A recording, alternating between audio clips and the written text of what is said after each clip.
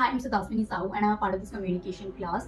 First of all, I did not want to pick communication, but my mother forced me to pick it. Like, I thought it'd be really boring, so I was like, no, I won't pick it. I was confused between the other things like fashion, modeling, makeup, and dance. But my mother was like, no, you pick it because you have other time to pick you have time to pick the other things. So pick it now and let it go. So I picked it. My friends, so we discussed that we'll pick it together, and if we get bored, we'll survive together. But my first impression was really good. Even though I thought I'd sleep, I did not sleep. The first class, I was awake all the time. The entire time I was awake, and I enjoyed the activities. Like throughout the 10 days, all the activities I enjoyed them, and I loved doing those activities. I did get a chance to interact with a lot of seniors and my batchmates. I did not even know their names, but I enjoyed talking with them, and I enjoyed the interaction part of it basically. I want to thank sir. For him, I have improved a lot.